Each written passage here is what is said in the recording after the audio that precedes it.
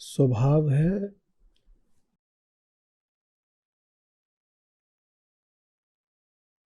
अपने होने के बारे में न डरना न चिंता करना। पता कैसे चलता है कि स्वभाव क्या है? जिसमें आपको कोई असहजता न हो, जिसमें आप इतने सहज हो जाएं कि आपको अपने होने का ही पता न चले, उसको स्वभाव बोलते हैं।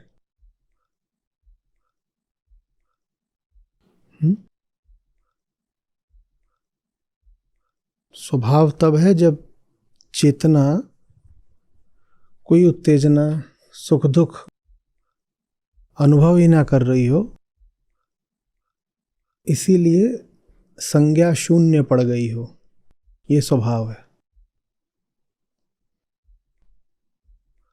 जब भी अभी कुछ स्पंदन, कंपन बाकी है, कुछ प्रतीति, अनुभूति हो रही है, तो स्वभाव से दूरी है।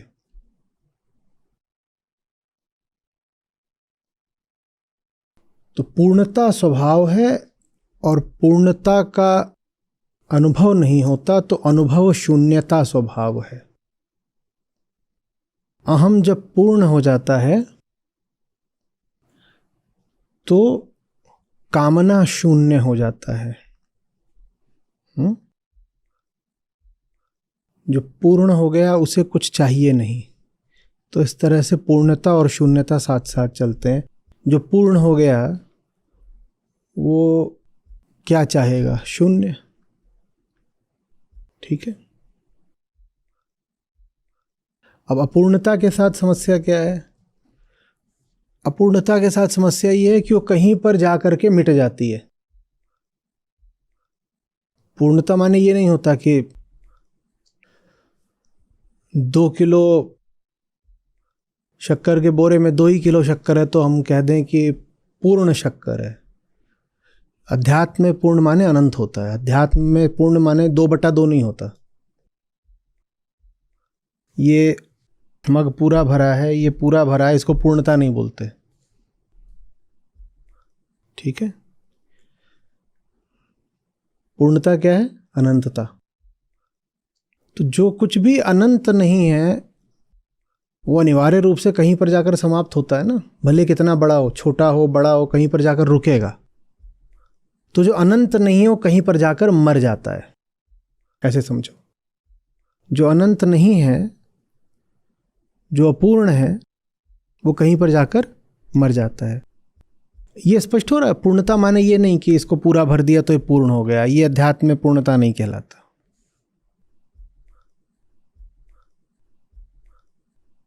आप इसको पूरा भर भी दो तो बिल्कुल ऐसा हो सकता है ना कि 1 गिलास पी लो फिर बोलो दूसरा गिलास चाहिए। तो कामना शून्य तो नहीं हुए थे। हमने क्या बोला था? पूर्णता के साथ हमेशा क्या चलता है? कामना शून्यता।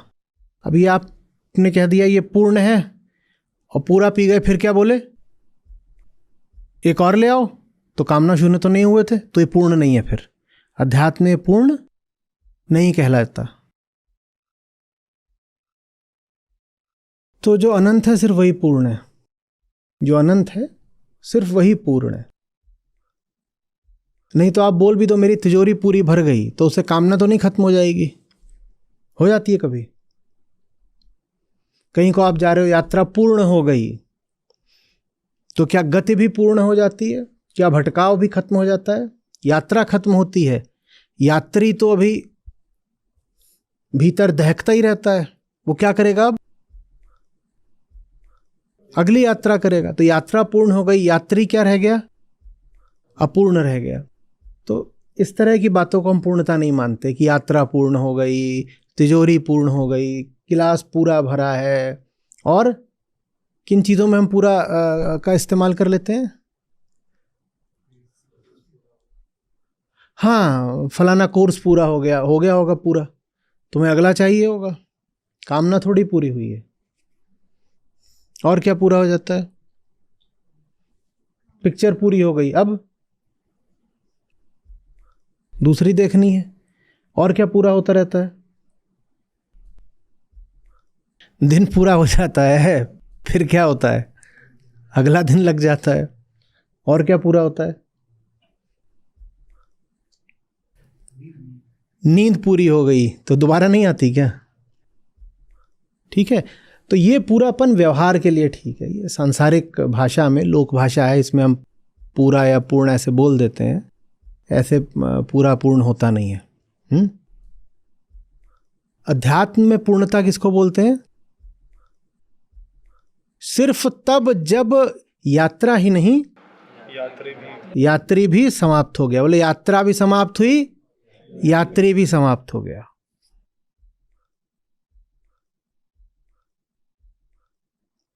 तो शून्य हो गया यात्री और पूर्ण हो गई यात्रा।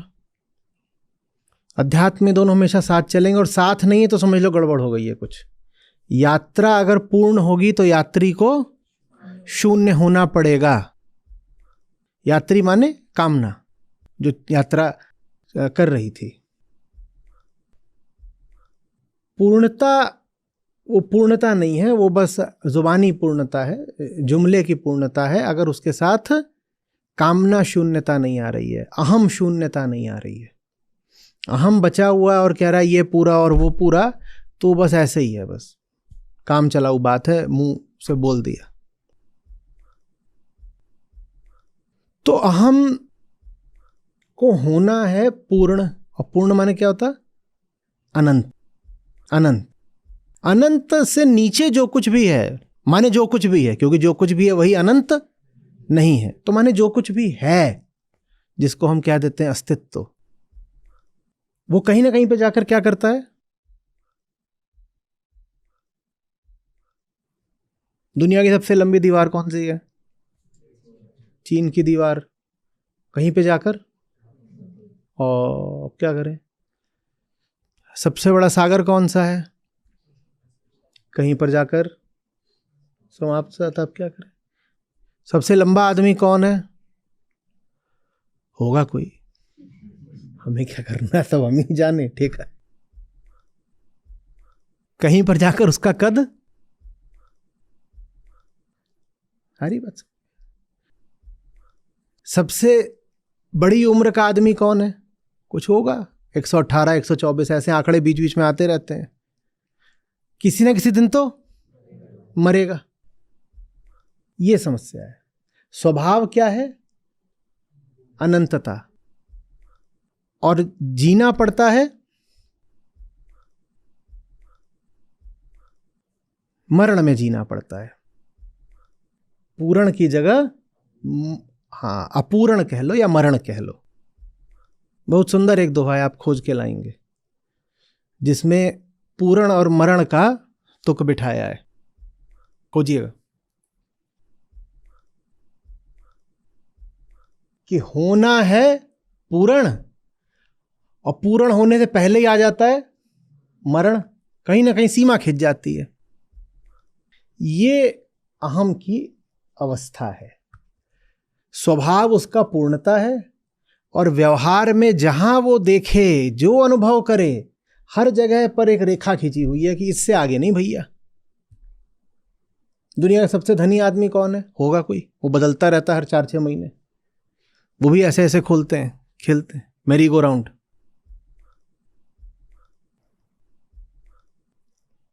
जितनी भी उसकी संपत्ति है, उसमें 1 रुपया जोड़ दो तो आदमी कहीं का नहीं रहा। नंबर 1 से तुरंत नंबर 2 हो जाएगा। और उसे नंबर 2 किसने बना दिया? 1 रुपए ने। वो 1 रुपए से डरेगा। इतने पैसे आ गए, लेकिन डरेगा किससे? 1 रुपए से। ये समस्या है सीमाओं के साथ। मौत आ जाती है। स्वभाव अमरता है। अनंतता माने अमरता। जो कहीं रुक ना सके उसको अमर कहते हैं। समझ रहे हो? तो अपनी इस स्थिति से दुखी रहता है बहुत बेचारा अहम। तो वो उपाय क्या निकालता है?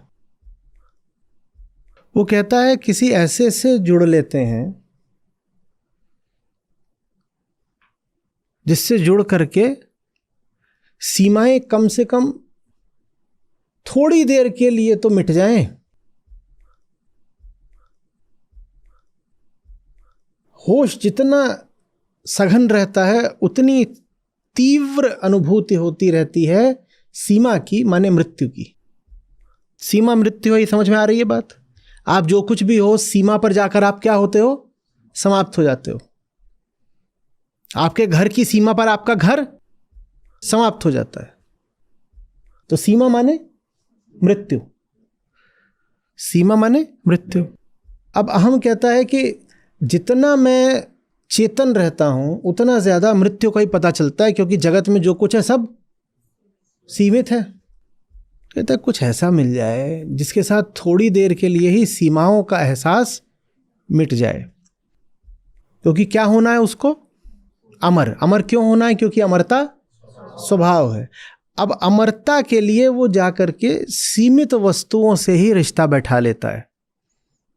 आप जहां कहीं भी संबंध स्थापित कर रहे हैं ना, आपकी छुपी हुई कामना यही है कि मैं किसी तरीके से अमर हो जाऊं, अमर हो जाऊं, घड़ी का कांटा रुक जाए।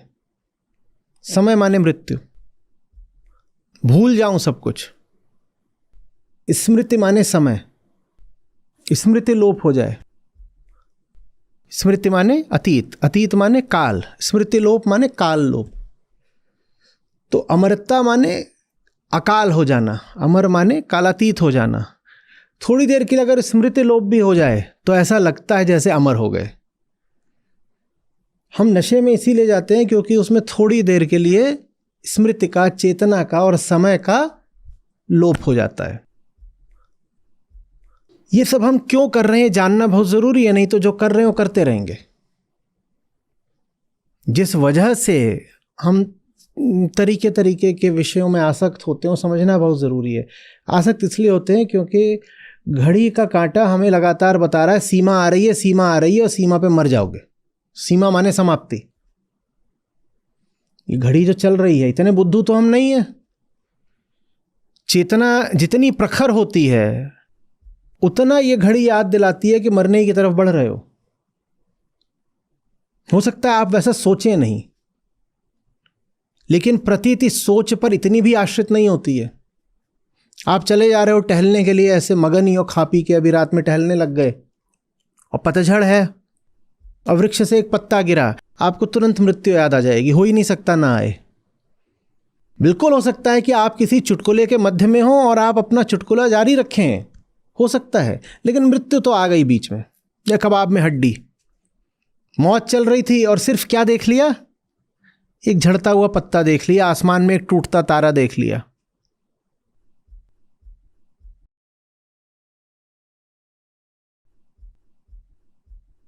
किसी घास के तिनपे पे पांव पड़ गया। और आप जितने संवेदनशील होते हो, जितने चेतन होते हो, उतना ज्यादा ये सारी ही घटनाएं आपको आपकी अनिवार्य मृत्यु की याद दिला जाती हैं। और क्या हुआ था गौतम के साथ, सिद्धार्थ के साथ?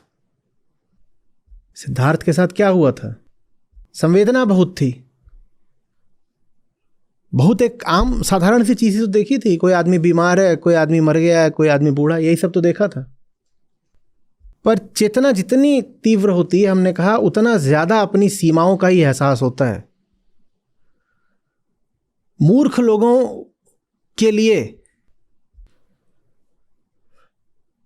कम दुखी रहना आसान होता है। अब समझ में आ रहा है ज्यादातर लोग मूर्ख रहने का चयन क्यों करते हैं। मूर्खता जितनी होती है, दुख उतना कम दस्तक दे पाता है। और आप पूरी तरह जड़ हो जाओ तो दुख फिर आएगा ही नहीं।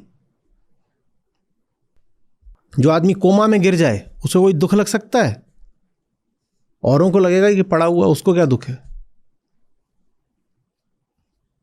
आप सो रहे हो, कोई दुख बचता है क्या?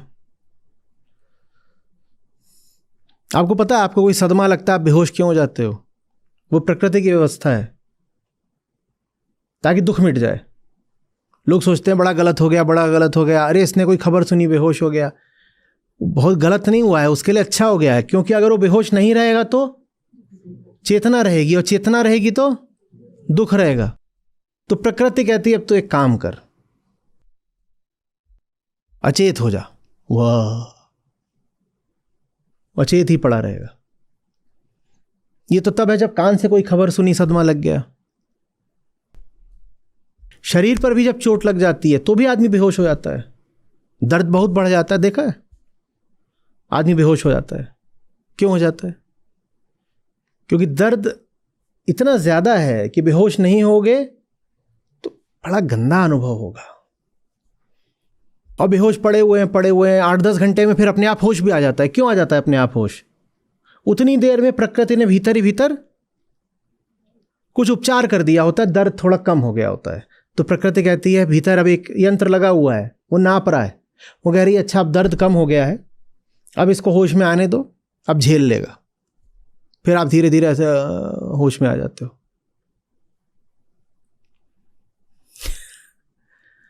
तो चेतना दिन रात दुख के ही अनुभव में जीती है, और दुख झेलने की जिसकी औकात जितनी कम होती है वो बेहोशी को उतना ज्यादा चुन लेगा।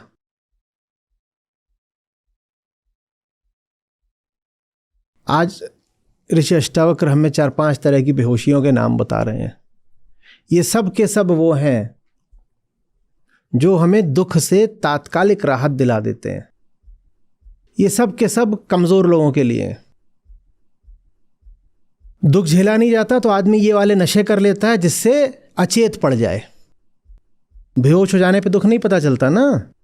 आपका कुछ ऑपरेशन होता है तो सबसे पहले क्या किया जाता है? सबसे पहले आपको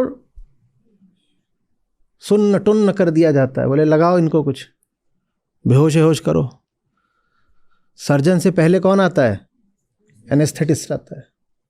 उसका बड़ा काम होता है, वो ज़्यादा दिखा दे तो आप सर्जरी तो पूरी हो जाएगी, आप भी पूरे हो जाओगे, उठोगे ही नहीं।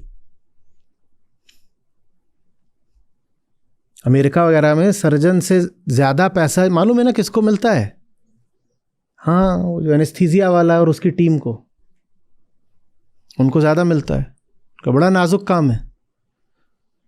ठीक से नहीं दिया एनेस्थीसिया तो दिल खुला हुआ है, जग जाओगे, कहोगे चाय मिलेगी। और ज़्यादा दे दिया तो सर्जरी तो हो जाएगी पूरी, आप कभी नहीं उठोगे, वो आप गए। बहुत नाप तोल के, आपकी शारीरिक स्थिति देख के, उम्र देख के, आपकी बीमारियां देख के, बहुत चीज़ें देख करके, और वो एक फाइन आर्ट होती है, उस हिसाब से आपको एनेस्थीसिया की डोज दी जाती है। ये सब एनेस्थीसिया है जो ऋषि साहब गिना रहे हैं। ये सब क्या है? एनेस्थीसिया है, बेहोशी। ये उनके लिए हैं जिनमें दम नहीं है कि खुली आंखों के साथ सर्जरी करा पाए। हम में नहीं दम है, तो हमें ये सब चाहिए होते हैं। क्या क्या बोला है? राज्य, पुत्र, स्त्री, शरीर, सुख, इनको ले लो तो थोड़ी देर की बेहोशी मिल जाती है। और बेहोशी क्यों चाहिए? क्योंकि मृत्यु का जो तथ्य है वो सामने पड़ता है और हम बिल्कुल सपाट लेट जाते हैं, हम उससे आंखें ही नहीं चार कर पाते।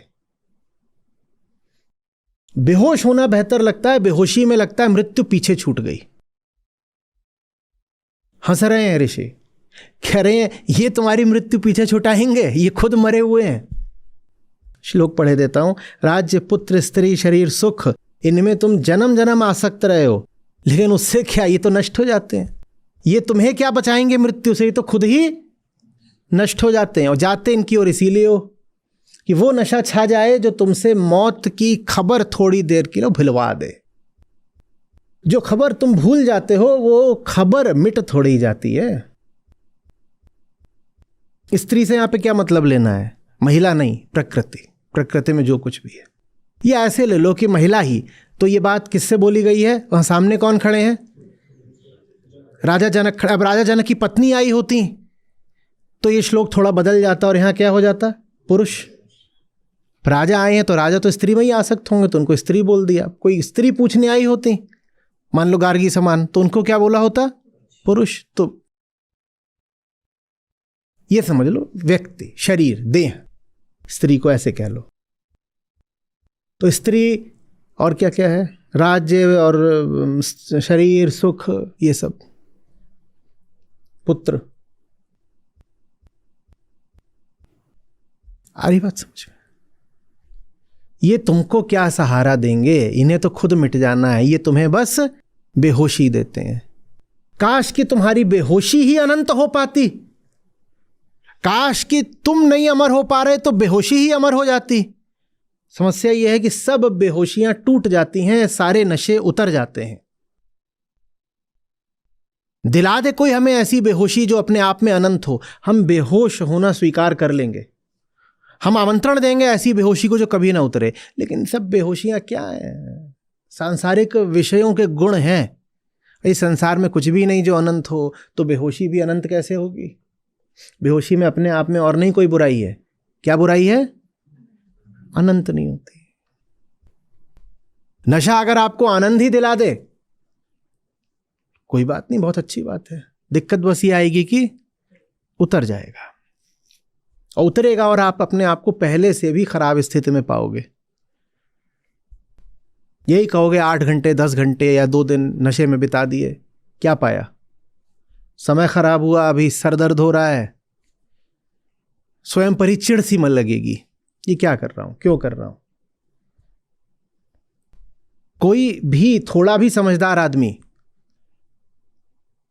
2 4 10 बार नशा कर ले, फिर कभी करेगा नहीं जिंदगी में।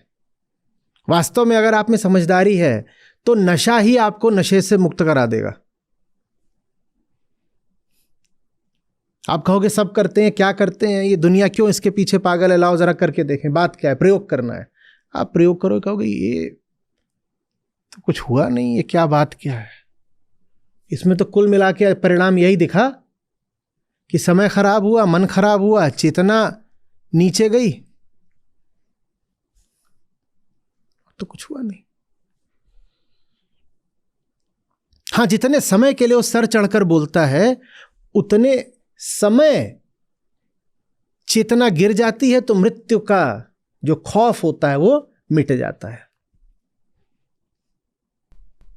कुछ इस तरह के नशे होते हैं, या कुछ लोगों पर नशे का ऐसा असर होता है, खासतौर पे जो बहुत ही डरपोक किस्म के लोग होते हैं अपने रोजमर्रा के जीवन में, उन्हें जब नशा चढ़ जाता है तो सुल्तान सिकंदर हो जाते हैं। उनके सामने मत पड़ना, बताई दे रहा हूं। वो 5 फुट और 40 किलो का होगा, पर जब उस पर गांजा चढ़ा होगा, उस समय वो दुनिया के हैवीवेट चैंपियन को उठा के फेंक दे, क्योंकि यही उसको चाहिए था। बात बस इतनी है कि तू हमेशा नशे में नहीं रह सकता। बात बस इतनी है कि अभी जो तेरी ये वीरता है या निडरता है, डर से मुक्ति है, ये आश्रित है जगत पर ही। तुमने कुछ पदार्थ लिया है ना, सब्सटेंस, एक ड्रग लिया है जगत से। जो मुक्ति जगत के एक पदार्थ पर आश्रित है, उसे मुक्ति कैसे बोले? मुक्ति का क्या मतलब होता है? आश्रयता से निजात। मुक्ति माने आश्रयता का आश्रयता का समापन हुआ नहीं। जो मुक्ति तुमको मिली है वो तुमने कुछ पिया है या कुछ खाया है या कुछ सूंघा है, उससे मिली है, तो उसे मुक्ति कैसे बोलेंगे? वो मुक्ति है नहीं, वो मुक्ति का झूठा एहसास है। मैं खाने पीने वाले नशों की बात कर रहा हूं। जैसे यहां पर ज्यादा साधारण और प्रचलित नशों की बात कर रहे हैं। संतान, पति, पत्नी, राज्य, धन, सुख, देह, प्रतिष्ठा, वो इन नशों की बात कर रहे हैं। कह रहे हैं ये सब जब स्वयं को नहीं संभाल सकते राजन, ये तुम्हें क्या संभालेंगे? ये तुम्हें ही कैसे संभालेंगे जब ये खुद को नहीं संभाल सकते? ये ऐसी सी बात है कि कोई आदमी अपनी परछाई का सहारा लेके खड़ा होना चाहता हो। वो अपना हीरो याद है ना, जो नाड़ा पकड़ के बह रहा था? ये वही है कि डोल रहे हैं तो क्या पकड़ना है? अपनी ही परछाई का सहारा। कि अकेलापन बहुत लग रहा है तो बात किससे कर रहे हैं? आईने से।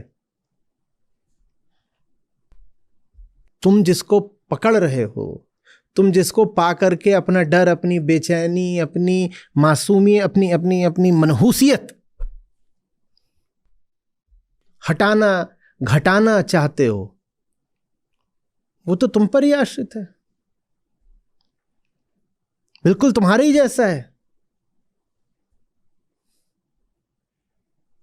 लेकिन जब काम भरा हो आंख में तब सच नजर नहीं आता है। तब ऐसा लगता है कि ये चीजें इतनी बड़ी हैं कि ये हमें कुछ अद्भुत दे जाएंगी। ये अद्भुत क्या देगा? जितनी तत्परता से तुम उसके पीछे भाग रहे हो, उतनी ही आकुलता से वो तुम्हारे पीछे भाग रहा है। ठीक? अगर वो अपने आप में पूर्ण होता तो तुम्हारे पीछे क्यों भागता? और जब वो भी अपूर्ण है तो अपूर्ण और अपूर्ण मिलके पूर्ण कैसे हो जाओगे? याद रखो, 2 किलो वाला वो जो शक्कर का पैकेट था, 1 किलो शक्कर और 1 किलो शक्कर मिल करके 2 किलो का शक्कर भर देंगे पैकेट। लेकिन अध्यात्म में पूर्णता का मतलब 2 किलो शक्कर नहीं होता। अध्यात्म में पूर्णता का मतलब होता है कि सीमा रही नहीं। तो अध्यात्म में एक सीमा और दूसरी सीमा मिलकर के असीम नहीं हो जाते, दोहरी सीमा हो जाते हैं। अध्यात्म में एक सीमा और 2 सीमा मिलकर के असीम नहीं हो जाते, दोहरी सीमा हो जाते हैं। इसको अगर साधारण अंक गणित से समझना हो तो ऐसे समझ लो कि संसार में रिश्ता चलता है धन के निशान से, प्लस, और अध्यात्म में रिश्ता चलता है गुणा के निशान से, मल्टीप्लाई। 2 हैं अधूरे, मान लो एक है 1/2, दूसरा भी है आधा 1/2। तो संसार में 1/2 और 1/2 कितना हो जाएगा? 1। बीच में क्या लग गया? हम सोचते हैं अध्यात्म में भी ऐसा होता होगा। अध्यात्म माने भीतरी जगत, भीतरी जगत में लग जाता है निशान, थोड़ा सा वो जो प्लस है वो ऐसे टेढ़ा हो गया, 45 डिग्री मुड़ गया, तो क्या हो गया वो? तो 1/2 और 1/2 मिलके क्या हो गया अध्यात्म में? 1/4 हो गए। जितने अधूरे पहले थे उससे भी ज्यादा अधूरे हो गए। यह हमें नहीं समझ में आती बात। हम शक्कर के पैकेट का उदाहरण, एनालॉजी, आंतरिक जगत पर भी लगा देते हैं।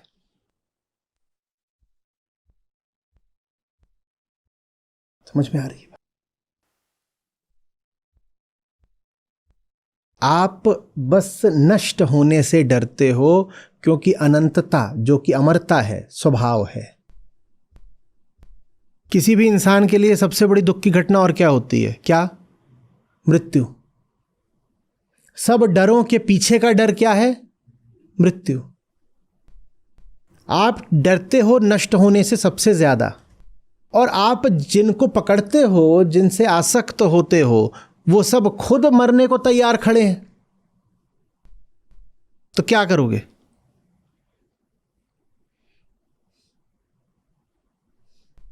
कि जैसे एक भूत जाकर दूसरे भूत से बोल रहा हो, भाई मुझे जिंदगी दिला दे। वो खुद भूत है, उसके पास होती तो वो जी गया होता।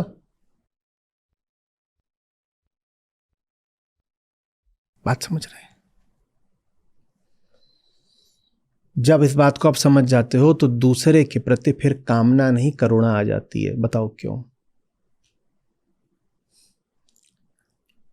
कामना आती है जब कहीं कुछ बहुत भारी चीज दिखाई देती है तो उसकी कामना होगी ना, कामना होगी ना। और जब कोई कुछ कमजोर दिखाई देता है तो क्या आता है? करुणा। जब दिखाई देता है कि ये जगत मुझे क्या देगा, ये तो खुद बहुत कमजोर है, मृत प्राय है, मरण धर्मा है, तो जगत के प्रति फिर कामना नहीं आ सकती, करुणा आ जाती है। बात आ रही समझ?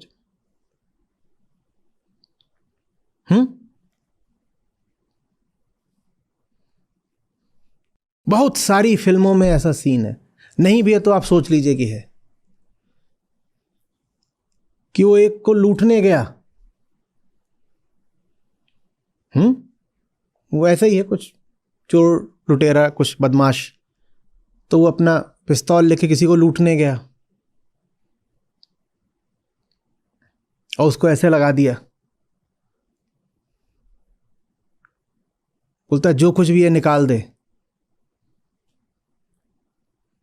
तो बोलता है कि भाई वो एक काम करो, मेरे हाथ है ना जरा अभी ऐसे ही कुछ चोट लगी हुई है, तुम खुद ही मेरे दोनों जेबों में हाथ डाल के जो कुछ है निकाल लो। तो एक हाथ में तो पिस्तौल था, दूसरा हाथ उसने उसकी जेब में डाला तो हाथ जाता ही गया। कहे कि जेब फटी हुई थी, तो उसने गाली दी, बोला बदतमीज हाथ डलवा रहा है। फिर दूसरे हाथ से पिस्तौल पकड़ी, दूसरी जेब में हाथ डाला, वहां भी हाथ घुसता ही चला गया, वो जेब भी फटी थी। फिर गाली दी, बोले चले आते हैं पता नहीं कहां कहां फटीचर, खबरदार ऐसे निकला करा तो हमारा धंधा खराब करता है। जो भी गाली वाली थी चांटा वाटा मारा, उसके बाद जेब से पैसे निकालता उसको दे देता है, बोलता जा खाना खा ले। समझ में आ रही बात? ये उसको एक तरह से बोध हो गया है, उसकी बत्ती जल गई है। जिसको लूटना चाह रहा था वो क्या कहलाएगा? जगत। धारणा क्या थी कि जगत के पास कुछ है, तो जगत के पीछे भागा तमंचा लेके कि इसके पास कुछ है। लेकिन जगत ने कह दिया कि तू एक काम कर, मेरा तथ्य खुद ही टटोल ले, जो कुछ भी है ले ले। अब उसने जब पास जाकर देखा, दूर से तो कल्पना थी, दूर से कल्पना थी कि जगत के पास कुछ मिलेगा, कल्पना से कामना उठती है, कामना के मारे जगत के पास गया। जब पास गया, जेब में हाथ डाला तो जेब फटी, वहां कुछ भी नहीं। और फटी जेब है, अंदर गया होगा, देखो टांग भी ऐसे सूखी हड्डी, कुछ है ही नहीं इसके पास। कल्पना का संबंध कामना से है, तथ्य का संबंध करुणा से है। जिसकी कल्पना करते रहोगे उसको लेके कामना बहुत जगेगी। इसलिए सबसे ज्यादा कामुक वो समाज हो जाते हैं जहां पर स्त्री पुरुष को आपस में मिलने नहीं दिया जाता। यहां पर कह रहे हैं ना ऋषि कि स्त्री को लेकर के तुम इतना आसक्त रहे हो जन्म जन्म, और तो खुद ही मरने को तैयार बैठी है, उससे तुम्हें क्या मिलेगा? स्त्री को लेकर क्यों आसक्त रहे हो जन्म जन्म? क्योंकि समाजों ने पुरुष को स्त्री से मिलने नहीं दिया। कल्पना का संबंध कामना से है, जिससे मिलोगे नहीं उसके बारे में क्या करोगे? कल्पना। जब कल्पना करोगे तो क्या उठेगी? ये उसके पास जाकर बैठ जाओ तो तथ्य दिखाई देता है। जब तथ्य दिखाई देता है तो करुणा आती है। करुणा आती है कि मैं इससे क्या लूं, इससे क्या मांगूं, ये दे क्या सकती है। लूटने की बात तो छोड़ दो कि इसको लूटूंगा, मैं इससे मांग भी क्या सकता हूं? मांगना भी छोड़ दो, ये स्वेच्छा से भी देना चाहे तो क्या दे सकती है? इसकी तो जेब फटी हुई है। शुरू में तो क्रोध आएगा कि जब कुछ है ही नहीं तो क्या इतना मटक के इतरा के घूमती थी जैसे तेरे पास बहुत कुछ है, कुछ नहीं निकला। जैसे उसने भी जब फटी जेब देखी थी तो क्या करा था? गाली दी थी, थप्पड़ मारा था। फिर समझ में आएगा कि वो तो जो घूम रहा था, कामना और कल्पना तो ज्यादा मैंने करी थी ना। उसने न्योता थोड़ी भेजा था कि आके हमें लूटो या हमारे पास आओ, फुदक के तो हम ही गए थे ना। फिर करुणा आती है, फिर लगता है कि कुछ नहीं तेरे पास, ले हम ही से कुछ ले ले। जो जगत के तथ्यों के संपर्क में नहीं है वो जगत के प्रति कामी हो जाते हैं। जिस भी चीज से बहुत दूर भागोगे उसके प्रति कल्पना और कामना से भर जाओगे। जगत दूर भागने के लिए नहीं है। वेदांत कहता है जानो। मात्र वेदांत ही नहीं कहता, सांख्य ले लो, बौद्ध ले लो, जैन ले लो, सब के सब कहते हैं ज्ञान से ऊपर कुछ नहीं, जानो। न्याय वैशेषिक, जानो जानो। सब कह रहे हैं जानो, अपने अपने तरीके से कह रहे हैं जानो। पर उनसे कहो अगर कि आप शुरुआती बात बता दीजिए और आखिरी बात बता दीजिए, तो कहेंगे शुरुआती बात है दुख और आखिरी बात है मुक्ति।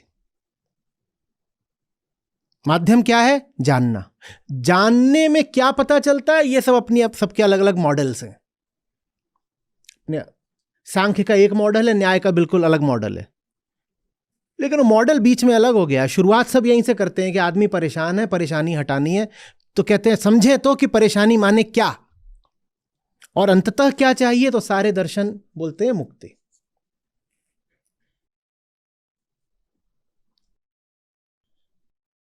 समझ आ रही बात? जानो, दूर रह के जान नहीं सकते।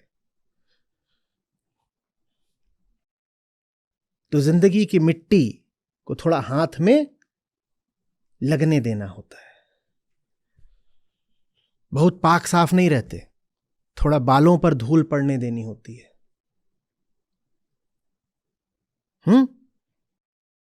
फूल ही नहीं सूंघने होते, थोड़ी घास भी सूंघनी होती है। समझ में आ रही बात? ये नहीं कि बस आसमानी इंद्रधनुष देखने हैं, कभी अपना खून भी देखना होता है। यही जीवन के तथ्य हैं।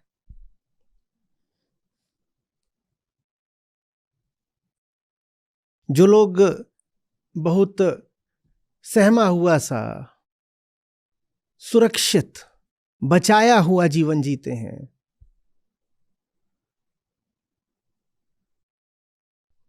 वो जीवन के प्रति कल्पनाओं से भर जाते हैं। कल्पना माने मूर्खता। तुम जानते ही नहीं बात क्या है, कुछ पता ही नहीं तुमको।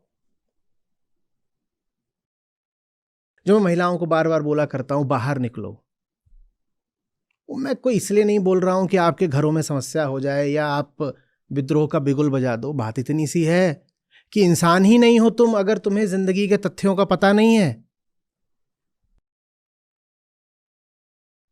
तुम अगर ये भी नहीं जानते कि रेल का टिकट कैसे कटाते हैं, तुम ये भी नहीं जानते कि हाईवे पर टोल पड़ता है तो उसको पैसा कैसे देते हैं, बहुतों को ये नहीं पता होगा ठीक से कि पेट्रोल कैसे भराते हैं।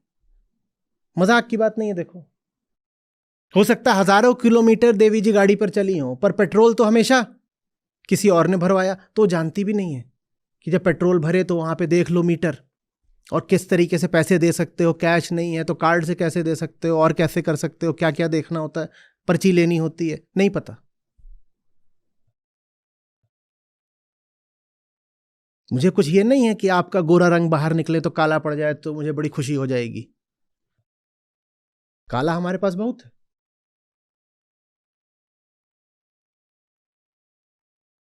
बात यह है कि दुनिया को जानो।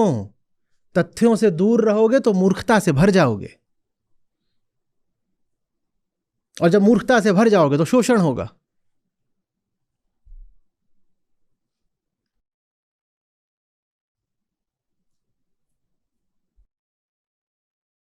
समझ में आ रही है?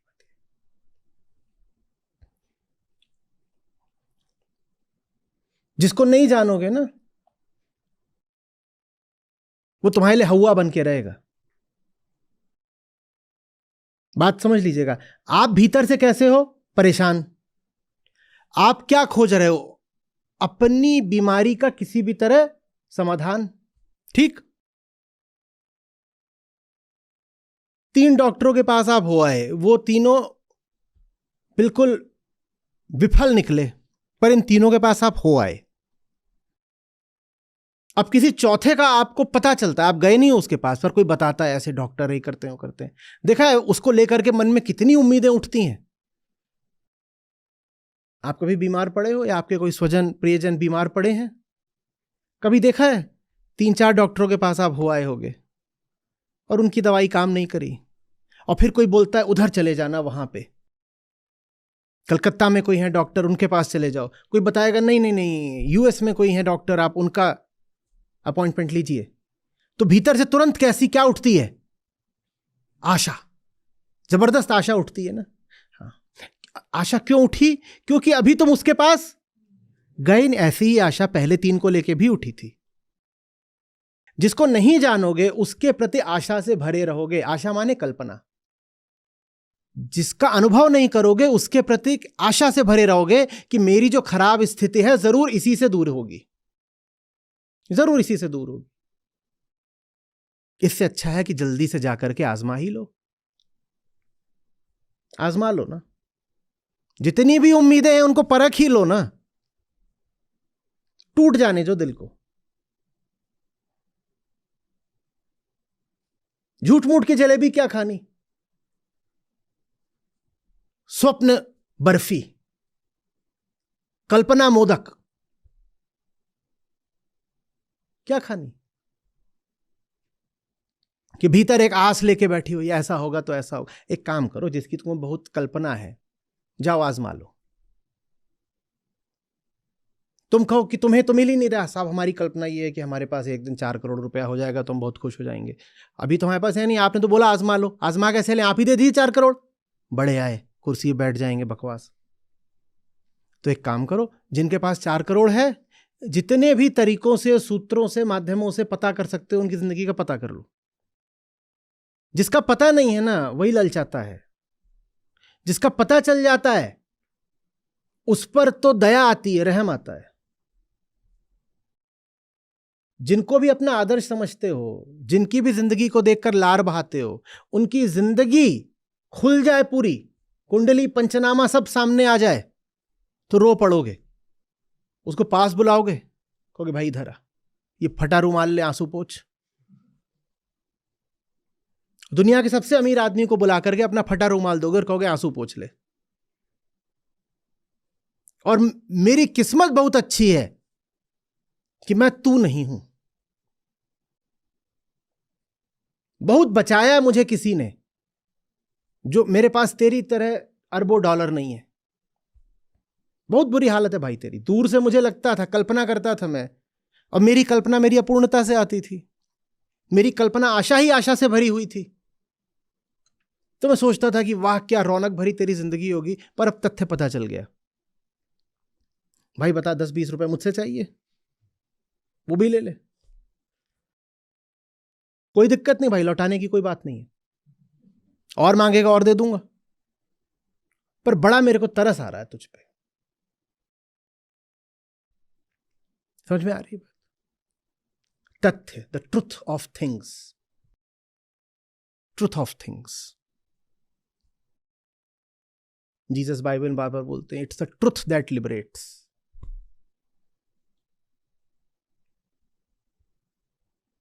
फंसे हुए हो क्योंकि कोई मान्यता है जो आज तक कभी परखी नहीं गई। कुछ सोच के चल रहे हो जिसका कभी परीक्षण नहीं हुआ। ये जितनी चीजें हैं ना, वो सारी चीजें वही हैं जो मिलती कम है, ललचाती ज्यादा है। राज्य बताओ किस किस को मिला है? राज्य माने प्रभुत्व, अथॉरिटी, डोमिनियन। सिकंदर होने का भाव, चौधराहट। बताओ राज्य किस किस को मिला है? किस किस को मिला है? मिला तो नहीं है, तो अधिक से अधिक उसकी क्या कर सकते हो? इसलिए पढ़े लिखे होना जरूरी है। अब उनकी जीवनियां पढ़ो जिन्हें राज्य मिल चुका है, नहीं तो तुम्हें कभी मिलेगा नहीं। लगातार बस कल्पना में रहे होगी, राज्य होता तो आनंद आ जाता, राज्य होता तो आनंद। या तो जाओ राज्य हासिल ही कर लो और देख लो, पर संभावना है कि पूरी जिंदगी बीत जाए और राज्य हासिल ना हो। तो उससे अच्छा है कि किताबें उठाओ और पढ़ डालो कि देखो जिन्हें राज्य मिला वो कैसे जिए। सारी समस्या आज के विश्व की ये है कि इंफॉर्मेशन एज जो है वो मिस इन्फॉर्मेशन एज बन गया है। जब लोगों के पास सूचनाएं इतनी नहीं पहुंच रही थी, तब कम से कम ये था कि सूचना का अभाव था। ये तो नहीं था कि उनके पास गलत ज्ञान पहुंच रहा था, जो चीज कभी हुई ही नहीं वही पहुंच रही थी। तथ्यों का अभाव था, झूठे तथ्य तो नहीं थे। और जब ट्रुथ ऑफ थिंग्स ही नहीं पहुंचेगा आपके पास तो ट्रुथ कहां से पहुंचेगा? तथ्य नहीं पहुंचे तो सत्य कैसे पहुंचेगा?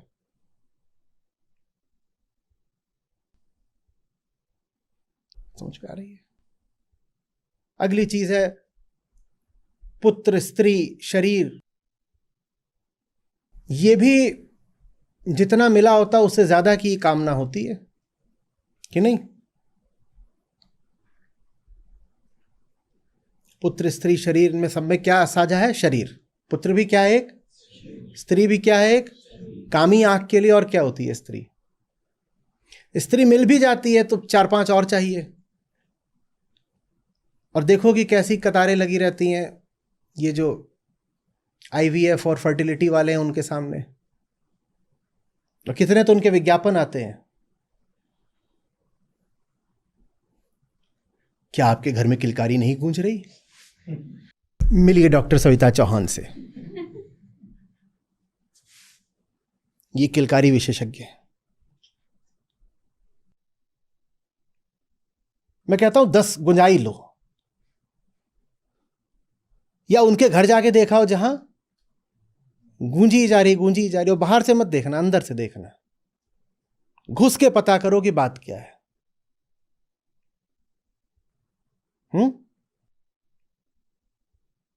देह जितनी कल्पना में आकर्षक लगती है उतनी कभी यथार्थ में होती है।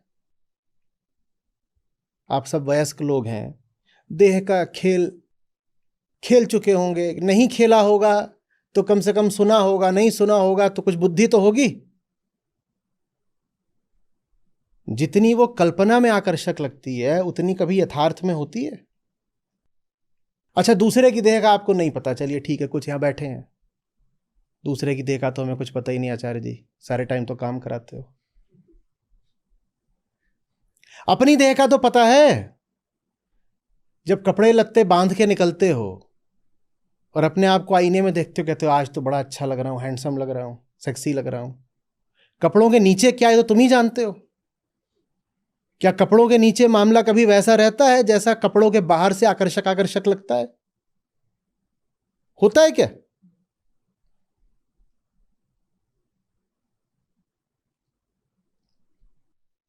कल्पना कुछ है उधर ऐसा जो मुझे मेरी दुख की स्थिति से रिहाई दे देगा। उधर कुछ नहीं है ऐसा।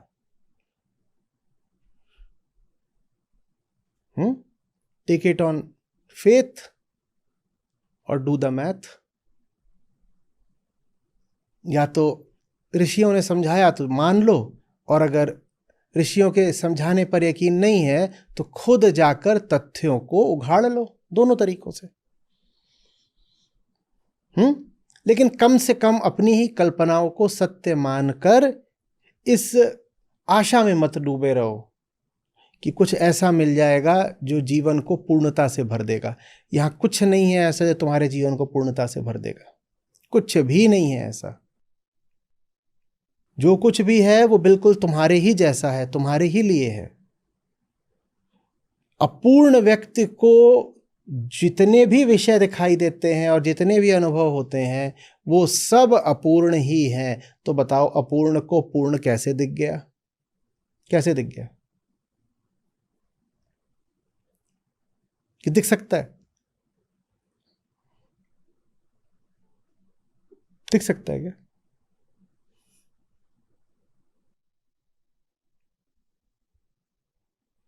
यहां मैंने पहन रखा लाल रंग का चश्मा, ठीक है? लाल रंग का चश्मा। उस लाल रंग के चश्मे से मैंने स्वयं को देखा तो मैं कैसा दिखाई दिया? कैसा दिखाई दिया? लाल। तो मैंने कहा अरे मुझ में कोई कमी है, बहुत कमी है, भयानक कमी है। क्या कमी है? हरा नहीं है मेरे पास। मैंने अपने आप को जहां देखा क्या पाया? तो मैंने कहा मैं हरा खोजने निकल पड़ा हूं। मैं जो भी कुछ खोजूंगा कैसा दिखाई देगा? लाल। हरा कैसे खोज लोगे? अपूर्णता के जितने अनुभव होंगे सब अपूर्ण के ही होंगे। जिन आंखों से तुम अपने आप को लाल देख रहे हो उन आंखों से तुम्हें सब लाल ही लाल दिखना है। जैसे तुम हो वैसे ही संसार है सारा।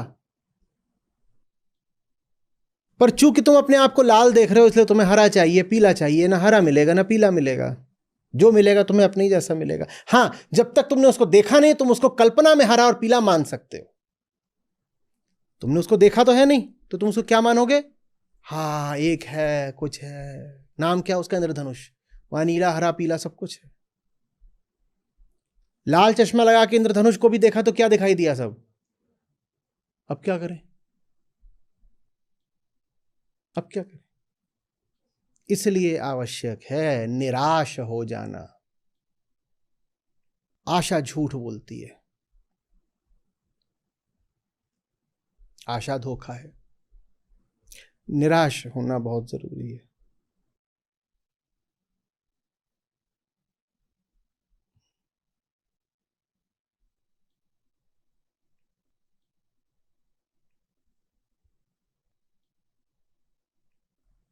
जब यहां सब कुछ मेरे ही जैसा है तो मेरी स्थिति का उपचार फिर इनमें, बोलो जोर से, इनमें। मैं लाल हूं, मैं अपनी लालिमा का उपचार करने निकला था, पर यहां तो सब कुछ क्या है? लालम लाल। तो माने उपचार उधर नहीं है, फिर उपचार किधर है? उपचार फिर इधर ही कर लेता हूं। इनसे क्या मदद मांगूं? ये तो सब मेरे ही जैसे हैं। अब इनकी कामना नहीं कर सकता, इन पर अधिक से अधिक क्या कर सकता हूं? करुणा कर सकता हूं, कामना नहीं कर सकता। लेकिन उपचार तो अपना फिर भी करना है, तो अपना उपचार अब कैसे करूंगा? उनकी ओर देखना बंद करके खुद पे ध्यान लगा के, मैं लाल क्यों हूं? अगर लाल होने में दुख है तो मैं लाल हो कैसे गया? गूढ़ प्रश्न है। अगर लाल होना दुख की बात है तो मैं लाल हो कैसे सकता हूं? क्योंकि दुख स्वभाव नहीं है, तो लाल भी स्वभाव नहीं है। सत्य ही स्वभाव है, लाल स्वभाव नहीं है, तो माने लाल सत्य नहीं हो सकता। जब लाल सत्य नहीं है तो मुझे लाल प्रतीत क्यों हो रहा है? तो फिर बात क्या है? बात क्या है? बात क्या है? ऐसे देखते देखते अचानक फिर आदमी अपनी आंखों को देखने लग जाता है। आंखें जब खुद को देखने लग जाएं तो आत्मज्ञान। और फिर कहता कोई बात ही नहीं है, चश्मा था, अविद्या का चश्मा। किसका चश्मा? जबरदस्त ब्रांड है उसका, बहुत आकर्षक चश्मे आते हैं उसके। अरमानी भूल जाओगे अविद्या का चश्मा देख के।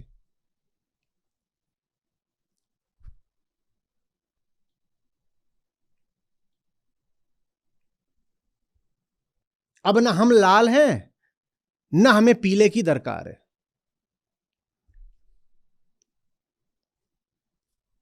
तुम अपनी जगह ठीक, हम अपनी जगह ठीक।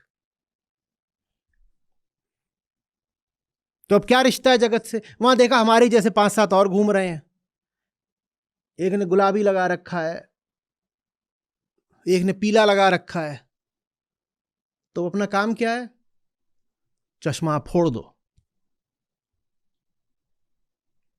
किसी का चश्मा चुरा लो, किसी का उधार मांगो और दौड़ जाओ, लौटाओ ही मत। यही है। क्योंकि अब दुनिया से कुछ मांगने के लिए तो जी नहीं सकते, तो करें क्या? यही सब है फिर, बदमाशी, चश्मा चोरी। फिर आदमी इसलिए जीता है क्योंकि कामना तो बची नहीं, तो करुणा ही रह गई है। अब करुणा ऐसी थोड़ी होती है हमेशा कि वहां जाके उससे बोलो वत्स। करुणा इसमें भी होती है, भाई साहब बहुत जच रहे हो, कौन से ब्रांड का है? अविद्या का है क्या? ओ माय गॉड, बहुत महंगा है, होगा इंपोर्टेड है, जरा दिखाएंगे उसको। लो, बोलो उधर देखना, उधर उधर कुछ पीला दिखाई दिया, चंपत। क्या करेगा? थोड़ी देर गाली देगा, फिर उसको लगेगा कि यार दुनिया कुछ अलग अलग सी नजर आ रही है, फिर मस्त हो जाएगा।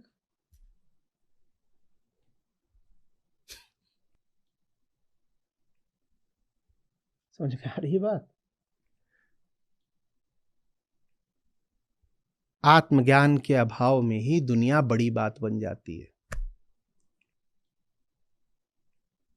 और इसके साथ का सूत्र है कोरोलरी, तथ्यों के अभाव में कल्पना खड़ी हो जाती है। जहां कल्पना वहां कामना, तो तथ्यों के अभाव में कामना खड़ी हो जाती है।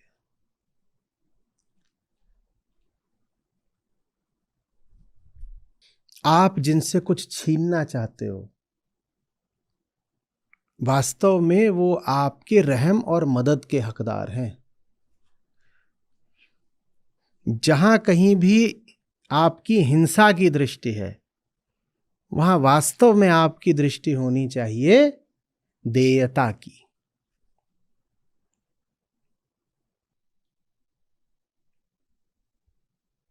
जिसकी ओर देख रहे हो ना कि इससे कुछ ले लूं, सच्चाई यह है कि तुम्हें उसे कुछ दे देना चाहिए। जगत में कोई ऐसा नहीं है जो कुछ भी ऐसा दे सके जिससे तुम्हारा मन भर पाएगा।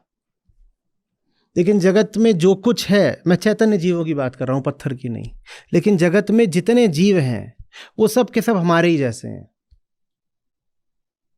उनको मदद चाहिए, उनको शांति चाहिए, उनसे कुछ मांगो मत, हो सके तो उन्हें कुछ दे दो। मांगने से लाभ नहीं है, बहुत व्यवहारिक बात है। तो मांग भी लोगे कितना भी, या छीन झपट लोगे तो भी उनके पास कुछ है नहीं देने को। डाल लो उनकी जेब में हाथ, दूर से लगेगा ये बढ़िया जा रहा है आदमी, अच्छे कपड़े डट के, जरूर इसके पास कुछ होगा। पास जाओगे तो क्या पता चलेगा, जेब खाली नहीं है, फटी हुई है। संसार की जेब फटेली है।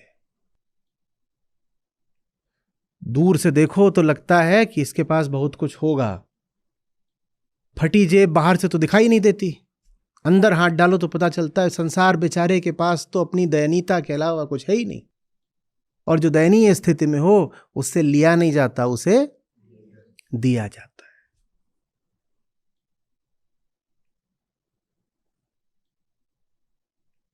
बहुत सुंदर साहित्य है जो रचा गया है इसी बात पर, बहुत सुंदर साहित्य, बहुत भाषाओं में रचा गया है, बहुत विधियों में रचा गया है। इस पर कहानियां भी बनी हैं, उपन्यास लिखे गए हैं, पेंटिंग्स बनाई गई हैं, पर उन सब में थीम यही रही है कि कोई किसी को लूटने पहुंचा और वहां की हालत देखकर वहीं का होकर रह गया। और फिर कहानी थोड़ी और आगे नाटकीय भी हो जाती है कई बार, कि अब वो वहां हो गया, रह के उनकी मदद करने लगा। देखने में भोला है, सुचित्रा सेन देवानंद।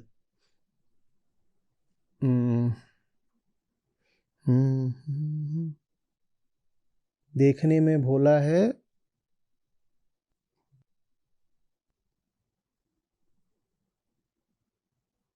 बंबई से आया है,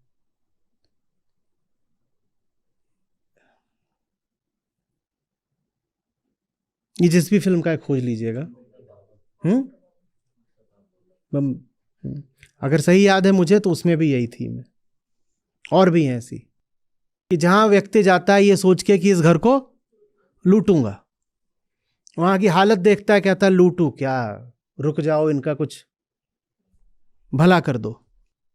और वहां रुक जाता है तो कुछ दिनों बाद घर वालों को पता चल जाता है कि ये तो लूटने आया था। जब उन्हें पता चल जाता है लूटने आया था तो उसको पीटने मारने को तैयार हो जाते हैं।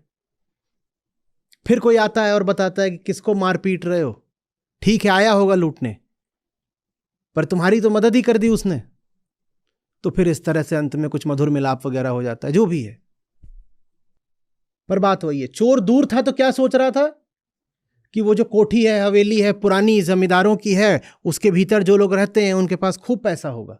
वो अंदर घुसा तो उसे पता चला कि पुराना रुतबा तो कब का मिट चुका, पुराना पैसा तो कब का जा चुका। बस बाहर बाहर अब पुराने अवशेष खड़े हुए हैं, भीतर बस गरीबी है।